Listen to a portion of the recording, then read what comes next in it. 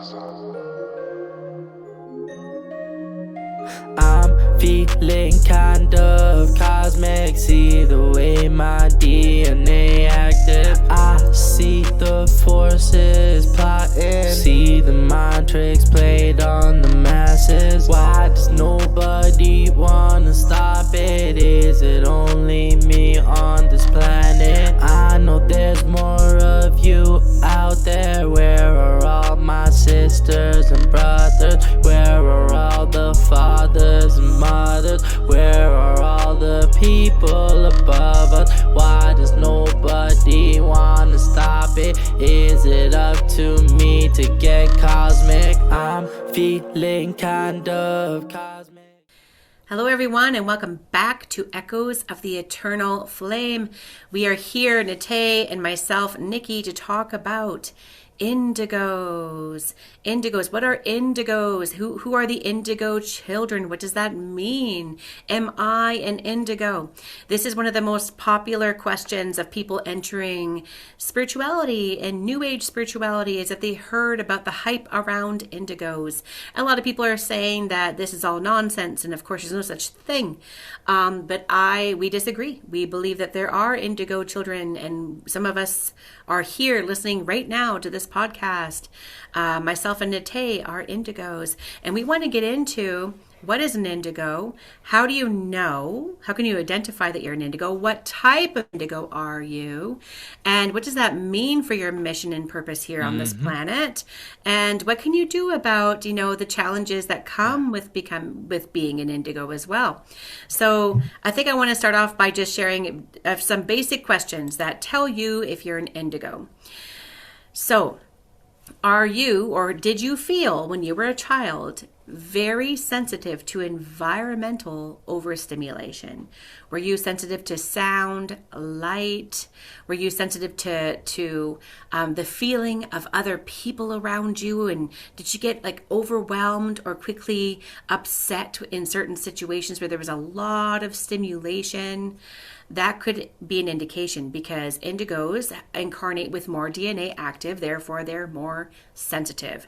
A lot of indigos have shut that down, however, in order to cope with being on this earthly plane. So that is one indicator. Another indicator is feeling like an outcast. Feeling like you're kind of separate from what's going on. You just don't buy into it. You're just really not that into sports and these cultural norms that seem to not really be that important to you, because you have an inner knowing that the society that we have now, it just isn't right, because you have an inner remembrance of what it really should be or could be, because you came from higher dimensional realms. Right? You also are sensitive in that you maybe perhaps are sensing things that other people do not sense. You identify that maybe perhaps your experiences are very different from the experiences of your peers. And you learn, probably when you become a teenager, that you're just very different from other people in that way, that you notice and sense things that others are just unaware of. And that becomes obvious to you. And that you just simply have an inner knowing that you're different. That there's something waiting for you, there's something more important that you're supposed to be doing, and you're trying to figure it out. So these are some of the main things that come to my mind when I explain, what an indigo is. And if any of those align with you, it is highly likely that you yourself are an indigo. So I'm going to pass it off to Nate for him to explain what he understands about indigos.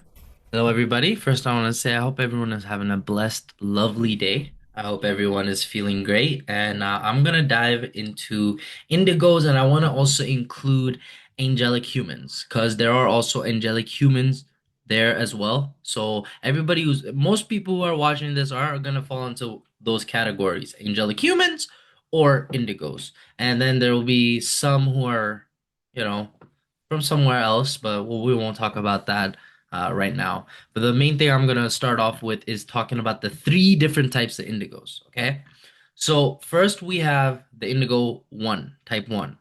Indigo type 1's role are planetary grid repair and interdimensional gate management.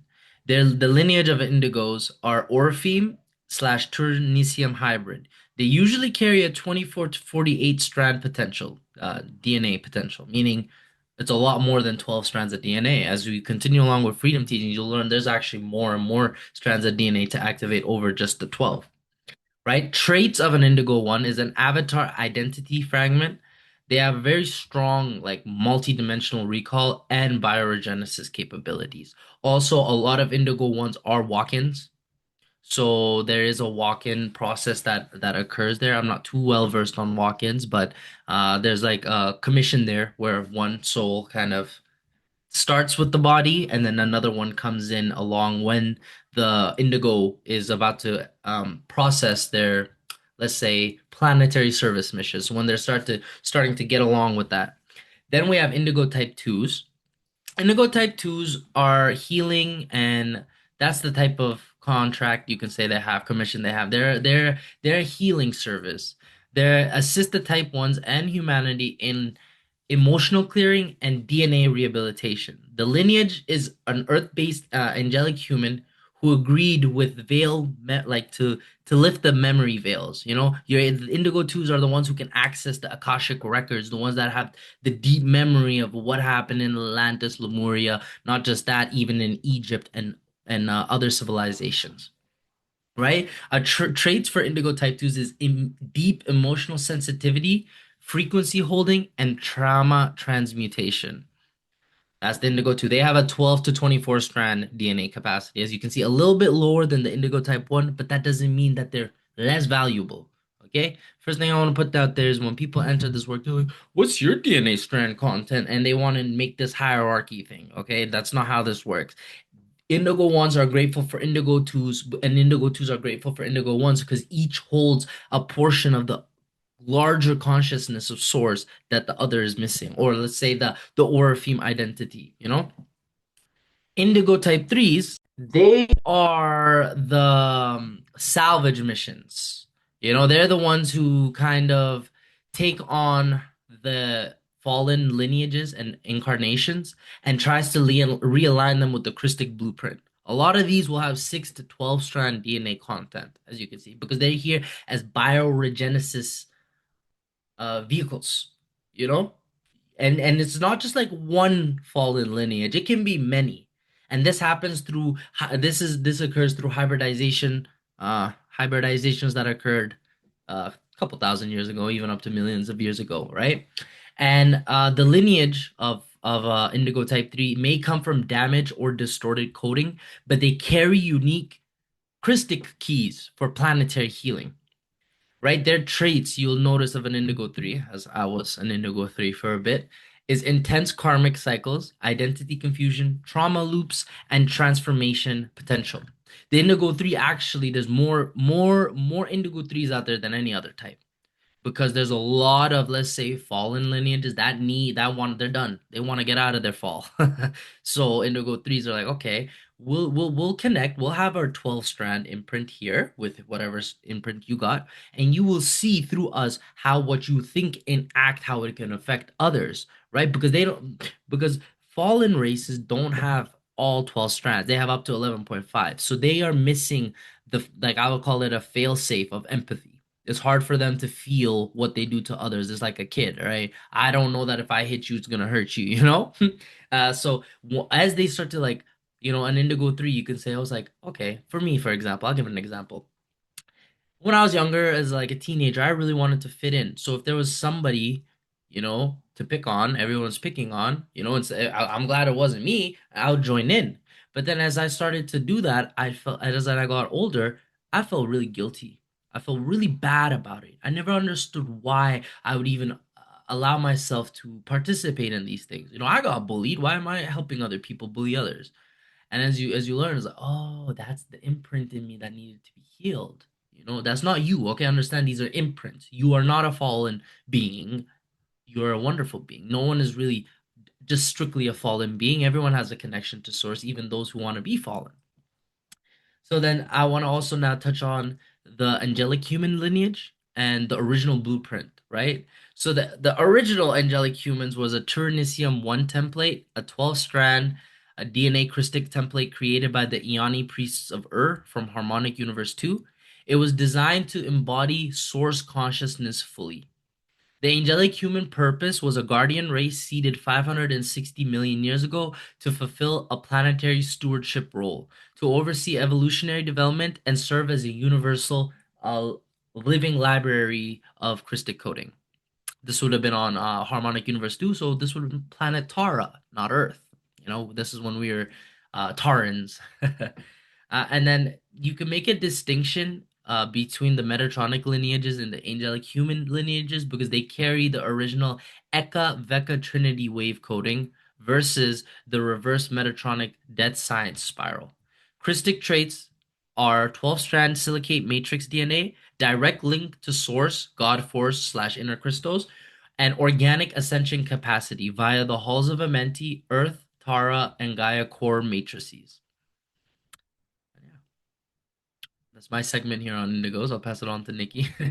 That's a whole lot of information at once. Yes. Yeah, we'll go through some more of that as well. So I think that we really should look at what is the DNA. What do we mean when we say the DNA? And so as you know, we have our understanding, our rudimentary, I will say, understanding in modern science of what our DNA is. There is so much more to our DNA that has not been mapped with modern science, right?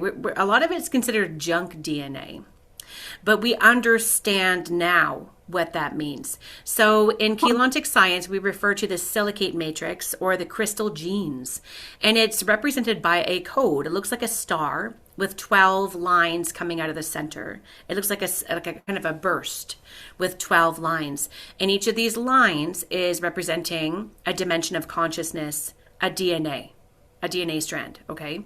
So we, as a divine blueprint, angelic humans, have come in with the imprint of holding 12 strands of DNA. However, only 3 strands are active and the rest are dormant. Okay, that's what we're calling junk DNA in modern science. All right, so we have these DNA strands that are active. We only have 3. So the first DNA strand is considered dimension 1, which is the physical. We're here to have a physical incarnate experience. The second strand is the emotional, and the third strand is the mental. So we have dimensions 1, 2, and 3, of which we are embodying now as a result of that DNA activation. Angelic humans all come in with that. Okay, so that's the basis. Many angelic humans, and this also means, however, that angelic humans also carry the memories of Atlantis and Lemuria and the experiences there. So everybody has that embodied memory within your DNA cells. Okay, you have access to that. A lot of angelic humans are bioregenerating and building up their 4th strand DNA, which is considered the astral dimension. Okay, that's getting into the astral realm. So angelic humans are reporting astral travel experiences, out of body experiences, powerful dream recall. That's the 4th strand activation. All right. So this is what an angelic human has. But however, there's also that divine blueprint template that is there to bioregenerate further, to acquire more frequency, to access those higher dimensions of consciousness. All angelic humans on Earth have that ability even now. The problem is that they need, angelic humans were requiring a more powerful form to help stabilize the grids so that they could accrete that frequency more rapidly, to bioregenerate faster. Hence, we have the indigo contract. So then indigos are these individuals that are different from angelic humans, only in that indigos come in with this strands 1, 2, 3, 4, 5, 6 activated. Strands 4, 5, and 6 are already activated. Okay, so that means that these indigo children are different. And how they came to be called indigo children is because this 6-dimensional frequency wave is represented by the indigo color. So then the aura surrounding an individual that is an indigo is the color of indigo. And that is why they were called indigo children. Okay, it's because they are vibrating at that 6-dimensional resonance, therefore emitting that color frequency associated with the sixth dimension. So hopefully that clears up the air as to like why indigos, why are we calling them indigo children? What are they and how are they different from everybody else? What we will say is that being an indigo on planet Earth is, we are the minority, okay? We're the minority. Yeah. The majority of people on planet Earth are angelic humans. All right.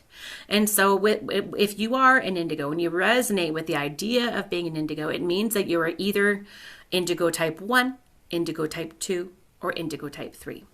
And a lot of people really want to know, how do I know which one I am? Right? And like Nate kind of, went through the different indigo types and how you can tell. Sometimes you will still second guess yourself and not be quite sure what kind of indigo you are. Other people will know right away. I will give you the indication that a type 1 indigo is the rarest of all. There were, a decade and a half ago, there was reportedly around 300 indigo ones. Surely there's more now. Absolutely. At that time as well, it was reported that there were 2,500,000 indigo 3s. So we know that the indigo 3s are individuals who are the majority of indigos on the planet, okay? And we really want to talk about indigo 3s because they are the majority here, and they're the ones who are really needing assistance, okay? So what an indigo is doing here is it's coming in with higher strand activation, higher frequency accretion potential, so that when we as indigos incarnate here, we are bringing that with us to help stabilize the grid, to help prevent pole shift, because the earth is tilted and the earth is on a wobble and the earth is unbalanced. And we're in a very precarious situation where we're going to lose the grid, lose the planet, and lose the potential for getting off the planet with our memory intact. When we have the ability to bioregenerate and get out of here, right? Indigos are assisting with that frequency. Now, being an indigo 1, typically people are more isolated, like Nate was mentioning very briefly about the indigo types and some qualities that maybe you might align with. They're more isolated. They don't really care to be amongst people and chatting all the time. They'll be friendly, but they prefer to be alone and more isolated and reserved because they're really just here to anchor that frequency into the grid. That's what they're here to do. They're anchoring the most frequency into the grid. Okay, and then indigo 2s, they're a bit more social, they're a bit more out there, they like to be with people and in social events, and they like to be proactive and, being artistic and creating things. They like to be, they're linguists, because indigo 2s, of course, are here to translate that frequency and share it and educate out there a bit more, right? I personally really align with being an indigo 2. Yeah. And the rest are the indigo 3s, which is the majority, like we said, and they are the individuals that are holding a very honorable contract of working with a Nephilim soul matrix, while they are an Oraphim soul matrix. Okay. So the Nephilim soul matrix are identified as beings that have reversed DNA. They need to bioregenerate to heal. And they can only do that with the assistance of an Oraphim that has the full strand potential. Okay, so there's a sacred contract made where the Oraphim is helping the Nephilim soul to bioregenerate. The Nephilim soul is meant to stay subservient. Okay, but sometimes it doesn't. And that's when individuals are really struggling and really have a hard time, right? We will get into that more and what tools and techniques can support you if you identify as an indigo 3 and what that means. But really what it looks like is it's like you got that angel on one shoulder, a demon on the other. That cartoon concept came from this reality that there's two working within you. And one needs to be more dominant and one needs to be in control, right? We will talk about a bit more about that and if that is actually the case and if that's actually happening. As it was contractual and agreed to doesn't mean that it's actually taking place. And this is all theorized. This is what I'm seeing. This is my experience. This is what I'm feeling into with the grids and the frequency as to what's happening with our indigo 3 brothers and sisters out there, right? Yeah. So it's all very, very interesting, but it all relates to your silicate matrix, your DNA, and restoring that divine blueprint to get closer to the original Tyrannusium human that Nate had mentioned.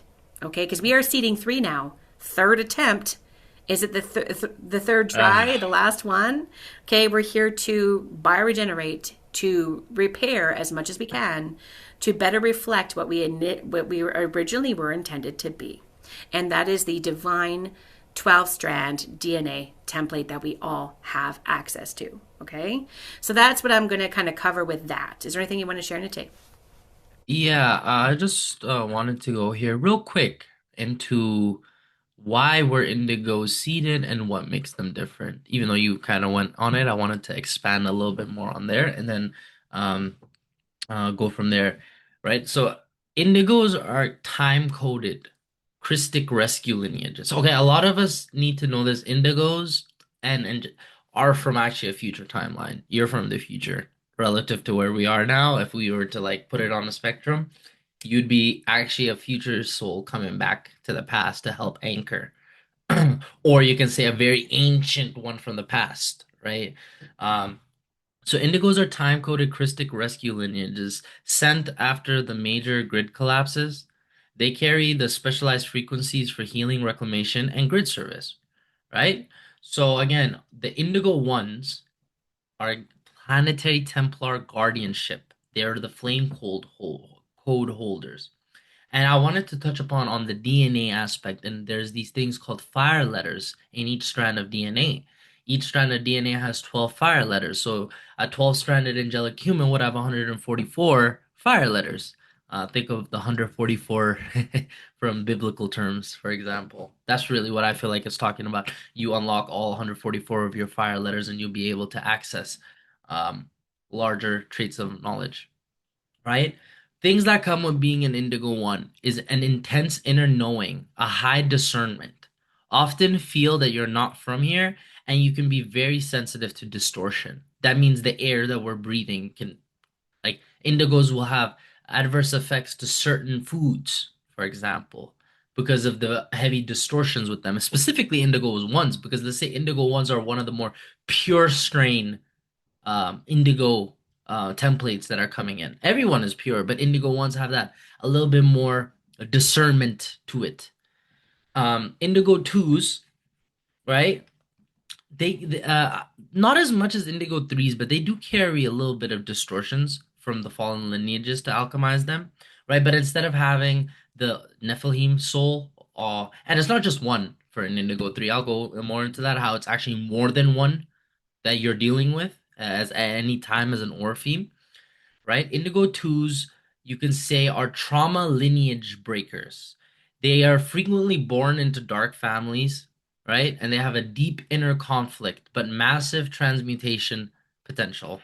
And as the Indigo 2, Nikki, maybe you might know some stuff about this, how the these traits show up. And then as me, somebody who started as an Indigo 3, started as an Indigo 3. I'm no longer an Indigo 3, but I did start as one, right? Um, you can say the lineage, we have often the lowest visibility, but the heaviest mission load, and our body is the mission. Understand this temple, this body that we are in, as if you're an Indigo 3, this is where the battleground is taking place. This is what needs to be, deepest levels of bioregenesis required, right? Excuse me. And you can say us Indigo threes, we experience chronic pain, betrayal loops, suicidal ideation, but we hold hidden flame codes, right? Just notice that suicidal ideation. It's like you can't live with yourself. Well, who can't live with who, you know? That's the first question you need to ask. And here's a phrase you can say to yourself. Indigos are seeded not to ascend themselves first, but to stabilize the path for others. Again, this goes to remembering when others forgot. That is the essence of the Indigo mission. Remembering where others forgot. Right? And now I want to go into why were Christic lineages seeded. Okay? The seeding was to restore the original divine blueprint. The angelic human slash Ternicium blueprint was created as a 12-strand DNA being capable of ascension, multidimensional travel, eternal life via source current.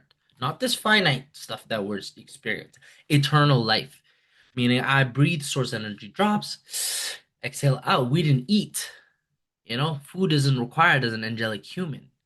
You breathe everything. You were a breatharian. But after massive, and the reason that they were required to restore the original blueprint is because of massive fall events. Take the Tara Cataclysm, the original sin, the Luciferian rebellion, the Phantom Matrix creation. The blueprints were fractured, and the solution was to reintroduce Christic templates via soul lineages and genetic bloodlines across space and time. This isn't a genetic bloodline thing about superiority as you see in fallen, let's say, ideas of chosen, we're the chosen bloodline. No, this is about knowing that these frequencies were required to be put in certain portions. Source essentially puts its energy in different portions of time and space. And you're just an anchor of that that's waking up. You are the facilitator of source energy as an indigo and as an angelic human. And not just those, as any being, you have access to source if you truly align correctly. And then part of it was to reclaim the stargates and the grid systems. Earth is the 12th star grid gate in the Universal Templar complex. Sorry, not Earth, Aram Antenna. Sorry, what had the 12th stargate in the Universal Templar complex. It fell to the FAs, and it started to pull the other systems down. It didn't necessarily fall, but it's just a huge explosion event happened that kind of broke it and it needed to be repaired. And while that was going on, all the lower stargates ended up being used as war zones. Yeah, to put it lightly, they became war zones. So Christic lineages like Indigos, Azurites, the Melchizedek cloister, Iani were seeded to repair the planetary grids, reverse artificial Metatronic codes, and anchor source alignment into planetary morphogenetic fields. 3, part of the mission is to heal time rifts and prevent phantomization. A new term. Phantomization, falling, essentially. 2 fallen collectives like the Belial Sun, Black Sun, and the Wisa Matrix, because they use distorted technology to rip holes in time and siphon energy and trap soul groups. Right? They're not here just for an individual soul because they want all of us. They want all of you, and they've been wanting every soul that they could get that has connection to source. Christic groups are seeded to walk the reversals backwards. So to reverse the reversals in a cool way. There's reversals. Now we reverse those. To heal DNA, to clear miasmic patterns, and to prevent full phantom matrix absorption of Earth. Number 4, to guide from harmonic universe 1 to harmonic universe 2. We're currently at the end of that ascension cycle, that 26,556 year window. And the window for angelic humans to graduate up, and we're in Starfire, by the way, and because now we're in an evac, um, indigos are required, angelic humans are required to wake up, right? To at least a dimension D4, D5, D6 level of awareness in DNA activation, right? So DNA and a dimensional accessibility go hand in hand. Without Christic codes, humanity gets funneled into Metatronic death spirals, thus the urgency of indigo missions and grid work incarnations. And number 5, to serve as living libraries and flame holders. Every flame line, blue, gold, violet, represent a specific frequency strand family, and each human can carry the codes to reharmonize distortions in collective fields. The 12 tribes and the Indigos 1 to 3 serve unique restoration roles, right? Again, type 1, you're the SG keepers, Stargate keepers, and flame bearers. Type 2, you're the DNA code translators and the morphogenetic repairers. And type 3, you're the grid anchors and miasmic clearers, and you often take on a lot of trauma. And now let me ask you, why do you think you're remembering this now in 2025? And it's not because you're broken. No, no, no. It's because you're activating. All right? There's lots of people going through betrayals, heartbreak, isolation. And remembering is part of your final flame retrieval phase. Time to remember. You've gone through all that, but remember why. Okay? The core behind it is love. That's all I say. Anything you go through that is a negative experience, let's say negative emotion, there's love. There's reason why it's because of love, right? You are transmuting the curse, quote unquote, curse of your line by choosing clarity over mimic and love over distortion. That's why you feel peace and rage and a longing cosmic memory all at once because your DNA is remembering the whole stream, the whole band, the frequency bands of the rainbow. You know? And I'll end my segment there. Yeah, beautiful. Thank you, Nate. With being an indigo, you might be still asking yourself, but am I? Am I an indigo? I still don't know for sure. Let's just say that if you're still listening to this podcast episode, then you're an indigo for sure, because this information that we're sharing is vibrating at a 6-dimensional frequency, okay? And people who do not resonate with the 6-dimensional frequency are people who do not have that active in their DNA code, and they would be not listening to this right now. Okay, so that's your clue, number 1. All right. One thing I want to share too is that being an indigo is not all it's not all wonderful. It isn't glamorous. It's actually harder. Parents have to agree to have their DNA accelerated in order to birth you on this earthly plane, which means that they had to have communication with interdimensional beings, okay, to accelerate their DNA in order to bring you through, to have enough DNA frequency accretion to bring you through and forward into the earth. All right? Because you're here to prevent pole shift. So parents were selected and they were contracted to bring you here. Okay? It was all planned. But that means that your DNA has been flagged. You know how they prick the heel when infants are born in the hospital, and then they collect that and they say they're looking for diseases and red flags and markers for things? They're collecting DNA because they want to find out who's being born on the planet right now. And they have a database and they have a library, right? So if you're a parent listening to this and you're about to have your baby and you feel like you're an indigo, you can opt out of that. You can say, nope, I want you to know that when it comes to any hospital procedures like pricking of heel and collecting blood samples from your infant, you can say no. All right. Typically babies that are indigos are born blue tinted. All right, there's a biological reason for that. And then, of course, we are aliens, okay? We didn't come from within this 15-dimensional time matrix. We came from outside of it to come into this 15-dimensional time matrix with higher DNA frequency accretion potential to shift what's happening here. So we came from outside. So if you feel like an alien, if you were born blue, those are your indicators too, okay? I want to say that indigo ones typically prefer to stay out of the public eye, okay? They don't want to be under anyone's radar. That's why they're more isolated and they're not as social, and they prefer to spend time alone and with themselves than in the public eye. There's a reason for that, because they probably know that they really shouldn't stand out too bright. Because being an indigo means that you're bringing in more frequency, which means that you're a light bulb burning bright on this planet in the dark, and they can see you, and they know who you are, and they're watching. And I'm not saying that to scare you. I'm saying that they're interested. And when I say they, I mean fallen angelic races that are here on the planet to acquire the stargates and the grid system and to make it their own black hole fall kingdom of vampiric energy siphoning systems, right? And agendas at play. They want to keep it like that. And indigos coming in are shifting that for them. They don't like it. So they want to know where you are, right? So they do that in various ways. The, find out your heritage DNA kits as well.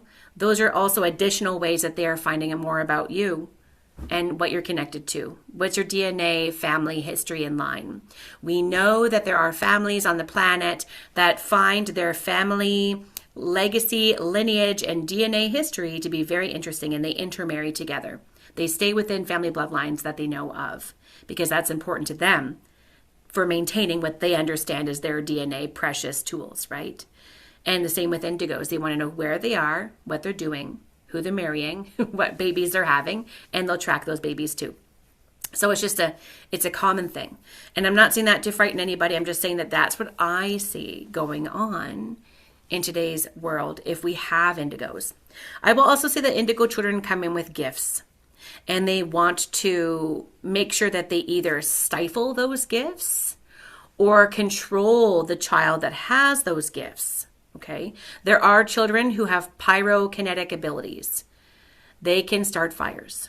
There are children who can move objects. There are children who can astral travel. There are children who can see other dimensional beings with clarity. Okay? It's very real. And there are children, or there are adults listening right now who were those children who had that subdued, either because their own lineage of higher parts and soul legacy said it's safer if we can subdue and lower the intensity of this, and kind of cover up the ability because it's too much for them. Or it was external forces that made that happen so that you didn't have those gifts as much anymore. I specifically remember being a child and being extremely in pain and uncomfortable just being around people. I could feel them so clearly that I almost wore their skin on mine, and I could feel their thoughts and their discomfort underneath it all. And it was torture, and I couldn't cope. I was so shy. I couldn't look at people or talk to them. I remember that. It was painful. And at some point before I turned 6, it all turned off. I recall being very small and being very, very uncomfortable around a lot of people, especially new people that I didn't know very well, right? And you'll find children are like that naturally, right? It's not because they don't know that they should be friendly. It's because that's how they're feeling. They're feeling individuals around them, and it's excruciating. It's uncomfortable because they're very sensitive and highly aware of everything that people are feeling, experiencing. They can feel their distortions and their reversals and their miasms, and they're shown a light. They can feel and hear their thoughts, and they don't like it. Typically, it's not good, right? So children are typically at first uncomfortable or made to feel discomfort and extremely shy, and that was me. Okay. And then seeing things, of course, and then having intense dreams where I've traveled places. And of course, you have all these experiences, and those are all normal if you're an indigo child, actually. But then, of course, nobody understands. Like, who do you go talk to, about these things? Nobody understands what you're going through. And they'd rather give you medication that can subdue your 6th strand activation. And that's what's happening to indigo 3s right now.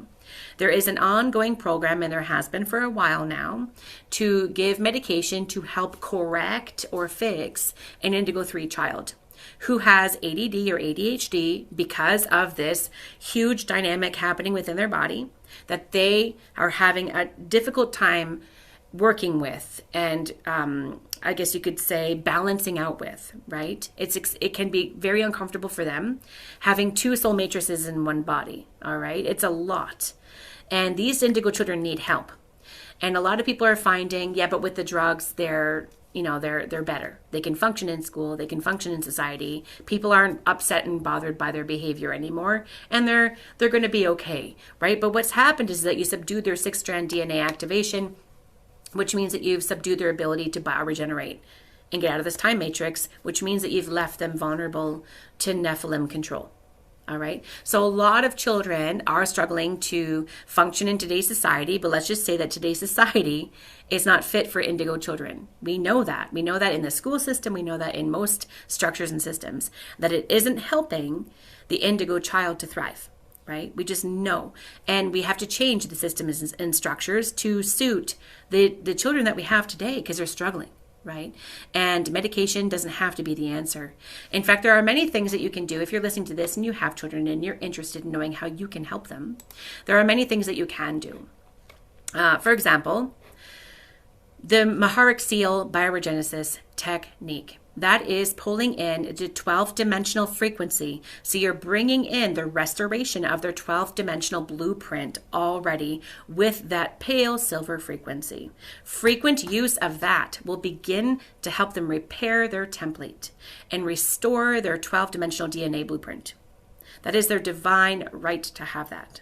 Now, when it comes to children, if you cannot teach them this, then you can ask their higher selves permission to send them a spark. So whenever you breathe up your own Maharic seal and you expand your Maharic shield below your feet, You send a spark from that Maharic shield below your feet after you request permission to do so by their higher self. Okay? You send that spark underneath their feet and expand their shield and help them breathe up their safety pillar of pale silver frequency. You activate their Maharic seal on their behalf. Okay? 6 inches below the feet, send the spark. You can do this to anybody who is not capable of agreeing to do the meditation with you for whatever reason. Either they're too little, or they're infirm, or they're sleeping, or they're unconscious. You can do that for seniors as well, right? But definitely ask their higher parts first for permission. When I do this, I always get a resounding yes, because the individuals need it and they're hoping for that and they're waiting for it. They just don't know it yet. You will know immediately. If you get silence, do nothing. If you get no, definitely do nothing to support them and just wait for another time. But more often than not, you're going to get a huge yes. Okay? So this is the biggest thing you can do to help them to start off with. And other thing you can do is introduce them, the Kathara biospiritual healing system, right? And that means that you can do Kathara healing to support this Orifim child of the Indigo type 3s, right? To help them restore and to their co-joined hybrid soul can link with their Maharic shield and begin restoration of their core divine blueprint alignment, right? So we sometimes, people want to just go to drug therapy because that's what the doctors are saying and that's what we understand, but we don't understand. We're just kind of trying to numb and subdue. A lot of children taking these drugs will report cloudiness, fogginess, losing track of their thoughts, not knowing who they are anymore. Okay? That's why it's happening. That's what's happening to them, is that they're actually losing connection to their Orifim self with that the modifications that come with the drug therapy, right? So knowing about Indigo 3 children is really important. What other things can you do? Color therapy, toning, singing the songs with them, breathing exercises, energy running and grounding techniques, meditation techniques to help them with streamlining the frequency that they're dealing with it on a daily, aromatherapy, reducing toxic load on their system. So really helping them stay away from like processed foods and sugars and, food color dyes and all these things that we are now learning about that are actually quite harmful. Bringing in, light vitamins and herbal supplements as well. Encouraging structure, routine, and rules that everyone follows in your household, right? So that they understand, okay, this is what I cannot do, this is what I can do, and I've been given reasons why, right? And just repeating those structures and making sure that you maintain that framework for them. And don't waffle on your rules, right? Once you've established safety rules and health rules. Encourage physical exercise, movement outside, right? A healthy diet. Also time away from these intense, highly charged, overly, loud or colorful situations. We need calm. Children really thrive in calm environments. No music, no colorful lighting, just nothing too loud, but just quiet and solitude, right? Being okay to be still, I would say, is one of the best things we can do for our children in an environment where we're overstimulated constantly with, tablets and iPhones and iPads and music and radio and TV, and it's overwhelming. It's overwhelming the senses, and get them away from the screen time. This overstimulation is really a problem. And I know that there are people talking about it because it's very, very true. Get them exposed to natural sunlight, okay? And be non-judgmental, right? Allow them to explore their own understanding and of their own self and who they are through writing, art, and music and creative exploration, right? And teach them if they're interested in some of these techniques because they're quite powerful. And so these are hopefully some really helpful things to understand about how you can really support not only just Indigo 3s, but all Indigo children as well as yourself, right, Nate? Yeah, I wanted to touch on that screen time thing. If like I have a theory behind all this screen time and this like AI push and like everything, like so many videos and ads being thrown in your face and social media. I like the alternative to not trying to bioregenerate and connect back to source and connect back to nature and connect back to yourself. The alternative is being fed the simulation that gives you everything that you perceive that you want, every desire, every pleasure. And that will further, let's say, create a buffer from you and the source that will further pull you away. And that is the agenda. I'm not saying this to spark fear. I'm just saying, hey, yeah, the screen time stuff is important, and you got to check yourself too, because we all have been caught up on our phone longer than we should. You know, we all kind of cut our meditations maybe a bit quicker than we should. Because I heard a ding on my phone. And all of these little things, um, can impact you. Even the littlest thought that you have can impact you. And going back onto being, let's say, a highly perceptive child as an indigo or even angelic human, right? I've had that. Many of you probably have had that, and you were taught that you were crazy. You know? I always felt like if I told everybody what I thought and saw and seen, they would think I'm crazy. And it's right, you should keep it a little bit to yourself so you can understand what you're really experiencing. You need to have proper discernment. I recommend going back and checking out the discernment podcast because that's going to help with what I'm going into next. And what I want to go into next is the seedings and planetary history of Earth. Or let's say, well, it started on Tara and now it became Earth because of a lot of different events that were occurring. First, I want to talk about the energetic signatures and a little bit about the harmonic universe dimensional anatomy, right? So we have a five harmonic universe stack with 15 dimensions. And this is where each dimension corresponds to. So harmonic universe 1 is dimensions 1 to 3, physical and emotional body. Harmonic universe 2 is dimension 4 to 6. It's your astral, archetypal, and soul bodies. Harmonic universe 3 is dimension 7 to 9, which is your oversoul. Harmonic universe 4, 10 to 12 is avatar. A lot of us think when you're an avatar being, you're going to always be Christic. No, guess what? Up to dimension 11.5, you can fall. Meaning, a lot of these fallen beings that have been trying to distort indigos and humans are actually very advanced, very knowledgeable about source and how source works, how the energies work around them. Right? They're not slouches. This is why we need to tap into D12 because all the way up to D 11.5, they can send you some stuff to distort you a little bit if you're not aware. And the only reason they can do that is because in the framework of the system we are participating in, a little bit of our free will allows it. Okay? Our free will does allow them to be interacting with us by the framework of what matrix we're choosing to participate in, you know?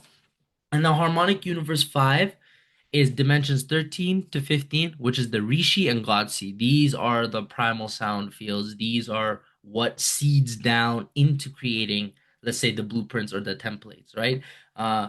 And you can tell the difference between Christic versus Metatronic because Christic use the original flame currents, the Eka Veka Trinity current, the Manu, Mane, and Ire, right? Manu is the neutral, Mane is the masculine, and Ire is the feminine, if I'm not mistaken.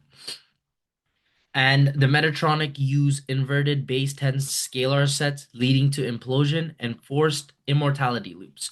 Why did I start with this? Because I want to go into the seedings and planetary history, right? The first seeding of humanity took place 560 million years ago. It was the Tyrannium 1 on Earth. And they were destroyed by this thing called electric wars by Metatronic rebellion forces. So imagine what an electric war looks like. This goes beyond my imagination sometimes. It's like a gigantic plasmic warfare like that will destroy the surface of the planet. That kind of war, right? And this was the last of the Ternicium 1, by the way. After this, we go to the second seeding, right? Because the Ternicium 1 got completely wiped out but by these wars. The original human angelic blueprint. So the Ternicium 2 was reestablished under the Amenti Guardians. And then 250 million years ago is the second seeding, but that failed due to continued FA intervention, draconian slash Anunnaki infiltration. And you may be wondering how these infiltration happen, right? This goes into love, light, and clueless. Humans with their gigantic heart that we have. Come on in, come on in, come on in. We got you.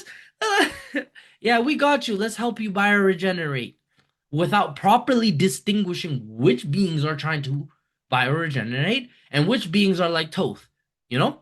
Which beings are pretending. And for millions of years, this thing has been going on where these Anunnaki forces, specifically Anunnaki forces, or Draconian too to an extent, but Anunnaki forces will be like, okay, we're better. We want to bioregenerate. Please help us. Please help us. Please help us. We're losing our war against the Draconians. Okay, the Christic Alliance, the Guardians, come on in. We got you. And sometimes I question how that all was allowed, but I know there's a portion of me up there, so I gotta question myself on why I allowed all that to happen. Right? It had to do with, I think, love, deep love, but without wisdom attached to it, a little bit of, naivety. It's naive realism, believing they're all like us. Yeah, we are all one. We are. Some don't see us as one, though. Some see us as separate, and you need to have that understanding, right? So that failed due to intervention because hybridization programs were allowed, and people stopped using their Maharic shield when interacting, protecting their frequency and stuff. So then the third seeding, which was 22 million years ago and onward, which is the modern angelic human lineages, the 12 tribe grid system through the 12 stargates, and they were overseeing Earth's restoration timeline, especially post Atlantis fall. So this is all leading up to, because we are in the third seeding, and there were events that happened in the first and second seeding that I won't touch upon, but there was an event in the third seeding which was Atlantis and Lemuria and their fall that occurred. Right? This is going to lead into why we are where we are and how why certain things affect us that used to not. Why we're not as pure as we used to be, and why we're not, let's say, able to just think things into existence anymore, right? This happened. Let me talk about Lemuria first, right? So, pre-Atlantis, Lemuria was a matriarchal society, and it was very aligned with the Christic teachings. It focused on harmony with Earth, psychic communication, and crystal grid work. While on Atlantis, on the other hand, there was this rise of FA technology that was occurring. The beast slash harp slash black sun grid work was going on. So they're putting like things in Stonehenge, for example, you know, all of those things. On Atlantis, the Christic Atlanteans fought to maintain grid integrity. These are the Iani and the Emerald Covenant, right? Unfortunately, because of Thoth, specific being Thoth, and what he did, it fell, and the final fall occurred in 9558 BCE. There was also ancient Egypt, right, where there was a rebirth attempt of the Melchizedek cloister line, Akhenaten. But there was hybridizations by Thothian, Luciferian, Anunnaki lineages, which redirected the sacred teachings into solar cult hierarchies. So, Earth fall created a density drop and fragmentation, leading to planetary miasms, aka collective trauma templates. Have you noticed how many wars we've been going through in the history of Earth? That has to do with these, let's say, imprints put in by the FAs to fight, right? Where people are fighting wars, they think that they're fighting for a god that loves them, but no, it's a god that's using you. It's a being that isn't have the best intention for you at heart. So the indigo and angelic missions are designed to reclaim these lost fragments, to repair again the planetary grids and prepare Earth for a reascension via Christic alignment. Now it's an ascension process because, again, unfortunately, we kind of failed a little bit again, but that's okay. There is no real failure. All there is just a path to success. That is my philosophy on it. Right? So when identifying your lineage and your role, do you resonate with, let's say, 12D currents, flame currents, up to 15D flame currents?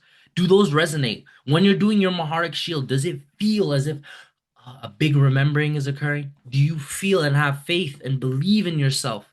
Do you feel more empowered? You know? Are you dream how are your dreams? You know? How are your dreams? How is your dream recall? Do you have off-world memories or do you see these grid missions that are going on? What is your experience with body ascension symptoms or energetic downloads? How's that for you? Is it if it is Christic, I'm telling you it's hard. When your body is going through those processes, it ain't just, oh, I just had a thought and now I feel good and everything is fine and love has won and light has won. No, no, no, no, no, no, no. Love, it'll take a process to accrete. You will feel the love, but it will hurt. It will hurt to hold that love because we're not in a Christic system. I need that to get across to the listeners here. We are not in a Christic system. We are in a Christic system in terms of the larger portion of it, but in terms of our focalized point of consciousness, this look at it. It isn't. You can tell it isn't. People are reversed and you can see the reversals, right? Right? How's your emotional intensity? What are your trauma cycles like? You know? Are you attracted to grid work, sacred travel sites, or planetary healing? All of these will determine your lineage and your role, right? The focus I want to tell you guys is not about hierarchy. It's not about indigo versus human, but it's about coherence harmonically, coherence frequency wise, right? And to understand our soul agreements. The Christic path is service to self or service to source. Okay? Service to others slash service to source. My bad. I didn't mean service to self is the other path. Yeah, service to self path is not really the one you want to be looking at right now. You could say you just want to be in service to source, right? And this is not about status. This is not about gaining anything, you know? And I want to talk about like another thing. This is the Christic lineage line, but we can't talk about it Christic lineage, unfortunately. But unless we talk about one of the original falls and the Luciferian rebellion, right? The Luciferian rebellion was a pivotal moment when Nibirian Marduk Anunnaki seized control of the Nibiru and Solar Star Gate 4. This happened 25,500 BC, right? This initiated the Anunnaki race unity dominion agenda, which was an attempt to override Earth's Templar Stargate. They installed what are called NDC or Nibirian Diotic crystals in the grid, a control matrix over Earth's planetary grid system centered at Stonehenge. Right? So the we can talk. I'm not going to talk about the FA collectives involved in the fall event. That will be for another time, right? I'm not going to tell you about all of them and what they do.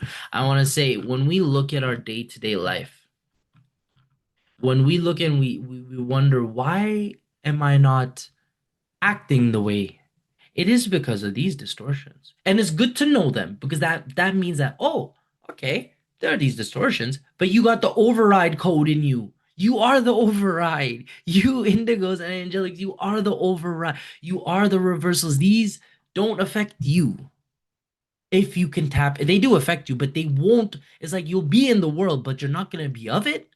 You know what I mean? You're not gonna react.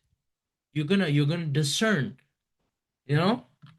And you need to know there are beings trying to pull you into the Phantom Matrix, sure. But there's a whole host of Guardian Alliance forces that are there that literally created a quarantine field. They are stronger. Like if we're talking about a contest, they don't participate in contests of strength because they have true strength. They don't need to. Just like us, we don't need to participate in contests of strength. You don't need to go out and tell everybody everything, you know? Just stick to your group. Stick to the people that love you. Stick to the people that know you. Stick to the ones you know. And you can include more people, but be discerning because again, this is an Indigo 3 thing. Indigo 3s are getting body snatched a little bit out there. Indigo 3s because of the Nephilim situation that's going on, they are they are being under severe attacks, especially psychotronic warfare. One of the big things I mentioned about Indigo 3s is suicidal ideation. Somebody who's been there, unfortunately, I've been there. But fortunately, in the sense now I can understand where it comes from. You're not dealing with one individual soul, Nephilim soul, when you are an Indigo 3 Orifeme. Think an Orifeme with like 1,000.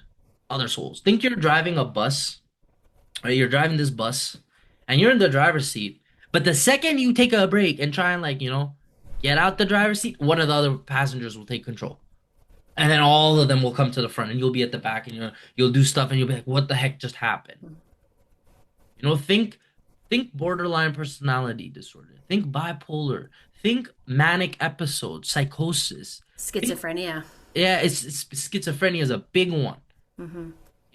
Think all of these things. Those are because the Orifeme soul is fighting, not necessarily fighting, but is trying to guide all of these wild troublemakers. Indigo threes are very competitive. I used to be very competitive, playing basketball all the time, even a little bit now, But I understand it's more about not competition, but cooperation. Mm. You know, it's not a competitive world. It's a cooperation, and I want to tell you why the mission is relevant today again. The Christic lineage purpose has always been to restore the original 12-strand DNA template, heal distortions in the matrix through Ruche codes, shield activations, and Emerald Covenant protocols, to prevent the fall of Earth into fully phantom-based matrices like the WISA system. And in a way, we did succeed. Earth is not completely falling. A portion of it, sure. But the fact that we've been against, like, we're like David against Goliath for how many years? At least the ground force, right? Because we have to come in here. We have our friends there, they're up there somewhere, watching and assisting and nudging. But you came in, you're a warrior. You know what I mean? And we did in a way win. Earth is not fully falling. She's choosing the path of step back. And we can choose.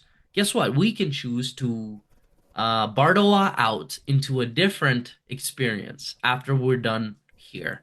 We do not have to repeat these cycles anymore. That is the silver lining. The mission is so relevant because that's gonna allow us not having to repeat those trauma cycles, right? Indigos 1 to 3 and even angelic humans. We are Christos beings incarnated as part of the reclamation process across Atlantis, Lemuria, Egypt, and modern timelines. You are wonderful and magnificent in your own way. All of you are. And I am so grateful to have you guys being able to listen and give us positive messages every day. Because you have no idea how each word that you share, each kindness, sorry, getting emotional, Hmm. how it keeps me going. And I hope I could do the same and provide the same service. How it makes me not feel alone and feel extremely loved by every single one of you. I am grateful. And that is your mission too, to make each of us feel loved. Us Indigos, we gotta stick together, man. Cause it's yeah. It's getting hard out there. Hmm. Oh, I love that. I love when you said, like, indigos, we're the override. I Yeah. love that. And I did want to mention, I did briefly mention that, the precarious situation it is to be an indigo and how it's not glamorous at all. But I just wanted to add, too, that there is that potential as an indigo 3 to become an indigo 2. It is possible. Just like an indigo 2 can become an indigo 1 with a contract, with an arrangement, either before incarnation or during this journey of, wow, this being, this indigo child has bioregenerated enough that we can actually upgrade this one and bring in more of that frequency now, because we're in Starfire. And there's a mass body snatching program going on, like Nate just mentioned. And it's getting serious. So we need to bring in the best of the best. And that means that the indigos are graduating into assuming higher stranded DNA potential, becoming indigo 2s and 1s. And that is happening too. That is absolutely happening. Know also that a few other tips too that I personally do. I'm an indigo mother and I have indigo children.